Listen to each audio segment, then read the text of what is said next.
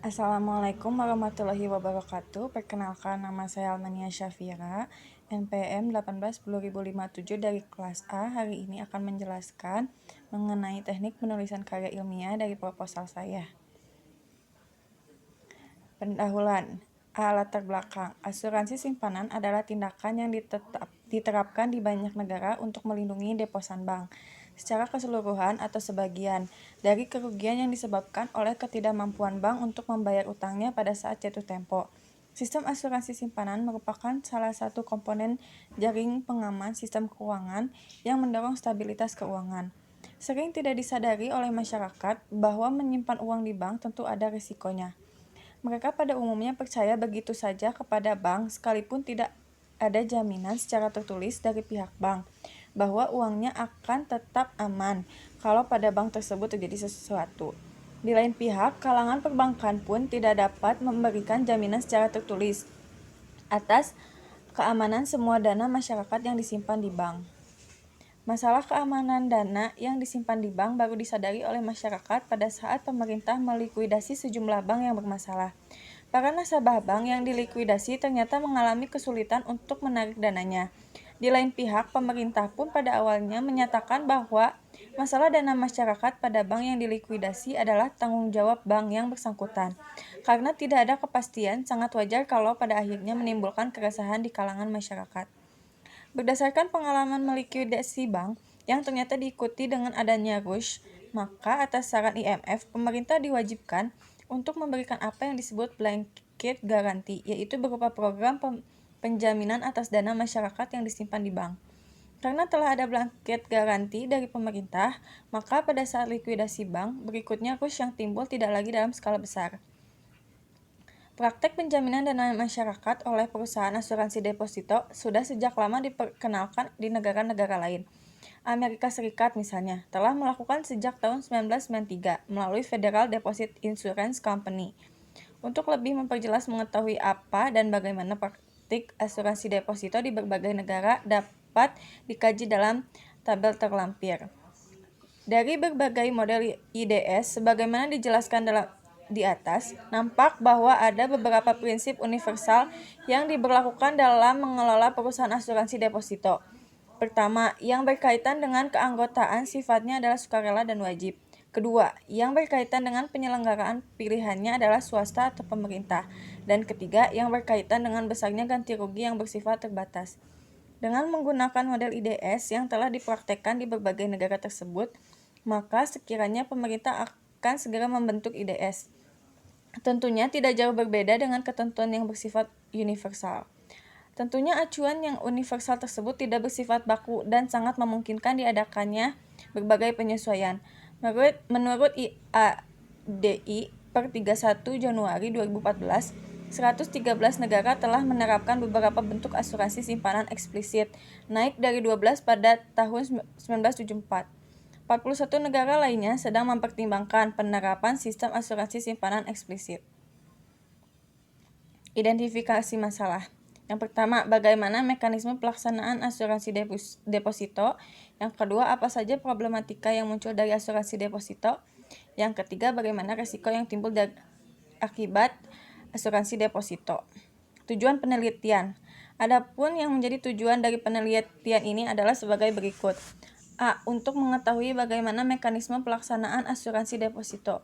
B. Untuk mengetahui apa saja problem yang muncul dari asuransi deposito. C. Untuk mengetahui risiko apa saja yang timbul akibat asuransi deposito. D. Kegunaan penelitian. Yang pertama, bahan masukan dan informasi pengembangan ilmu pengetahuan khususnya bagi pihak-pihak yang memerlukan pemahaman tentang asuransi deposito. B. Bagi pihak lain dapat digunakan sebagai bahan informasi dan pertimbangan untuk penelitian berikutnya. Kerangka pemikiran. Tumbuh dan berkembangnya asuransi deposito dilatar belakangi oleh adanya amanat yang diberikan oleh Undang-Undang Nomor 3 Tahun 2004 tentang perubahan atas Undang-Undang Nomor 23 Tahun 1999 tentang Bank Indonesia. Seluruh bank yang ada di Indonesia wajib menjaga likuiditas dan solvabilitas bank, serta melakukan penata laksanaan bank secara sehat, yang salah satunya dapat dilakukan dengan melakukan manajemen risiko melalui perlindungan asuransi deposito. Sebagaimana perjanjian pada umumnya dan asuransi varia bahwa berdasarkan pasal 1338 ayat 1 yang perjanjian menganut asas kebebasan berkontrak menyatakan bahwa dimungkinkan setiap orang untuk melakukan perjanjian apapun asalkan perjanjian tersebut dibuat secara sah yang disyaratkan oleh pasal 1320 KUH Perdata. Selain itu, berdasarkan pasal 247 KUH Dagang, ketentuannya memberikan peluang untuk tumbuh dan berkembangnya asuransi dengan nama apapun, meskipun tidak diatur dalam KUH Dagang. Berdasarkan pasal 1338 ayat 3 yang menganut asas itikad baik Junto 251 KUH Dagang, prinsip utmost good faith, para pihak wajib menaati asas dan prinsip ini dengan ancaman apabila dilanggar maka batal demi hukum terhadap perjanjian yang dibuat para pihak tersebut. Dalam hal ini, pasal 1339 yang menganut asas kepatutan dan kewajaran harus diperhatikan pula. Ruang lingkup perlindungan risiko yang dilindungi oleh asuransi deposito adalah perlindungan terhadap risiko ekonomis. Misalnya, deposan sewaktu-waktu kemungkinan dapat mengalami risiko berupa kesulitan mencairkan dananya yang disimpan di bank pada saat jatuh tempo, sehingga kemungkinan deposan kehilangan dananya atau nilainya berkurang, baik terhadap pokok maupun bunganya. Sumber risiko dapat terjadi karena kepailitan bank tempat menyimpan dana, direktur melarikan diri, kredit macet, risiko politik, risiko moneter, ataupun inflasi. Dalam perjanjian asuransi deposito akan terlibat 3 pihak, yaitu bank, deposan, dan perusahaan asuransi. Penutupan perjanjian dapat berupa 2 hal, yaitu penutupan perjanjian yang dilakukan oleh bank serta penutupan perjanjian yang dilakukan oleh deposan. Penutupan perjanjian yang dilakukan oleh bank didasarkan pada tanggung jawab atas kehilangan atau berkurangnya deposito. Hal ini ada berdasarkan perjanjian deposito atau kredit. Hubungan hukum antara perusahaan asuransi deposito adalah pemenuhan prestasi yang ditunjuk dalam perjanjian asuransi deposito sebagai janji untuk kepentingan pihak tiga. Pasal 1317 KUH Perdata. Apabila yang menutup asuransi adalah bank, kepentingan dalam asuransi deposito berdasarkan perjanjian yang dilakukan oleh bank adalah kewajiban dari bank untuk mengganti kerugian. Apabila penutupan asuransi dilakukan oleh deposan sendiri, maka hubungan hukumnya dengan perusahaan asuransi adalah perjanjian sebagaimana diatur dalam KUH Dagang. Kepentingan dalam asuransi deposito yang ditutup oleh deposan adalah hilangnya atau berkurangnya uang deposan pada bank. Spesifikasi penelitian. 1. Metode penelitian. Penelitian ini, peneliti menggunakan metode deskriptif analitis. Spesifikasi penelitian deskriptif digunakan karena dalam penelitian ini, peristiwa hukum, peraturan perundang-undangan, teori, doktrin, dan praktik penegakan hukum yang menyangkut permasalahan yang diteliti, diuraikan, atau digambarkan melalui uraian kalimat, kemudian dengan spesifikasi penelitian analitis, peristiwa hukum, peraturan perundang-undangan, teori, doktrin, dan praktik penegakan hukum yang menyangkut permasalahan yang telah diuraikan atau digambarkan tersebut akan dianalisis. Metode pendekatan.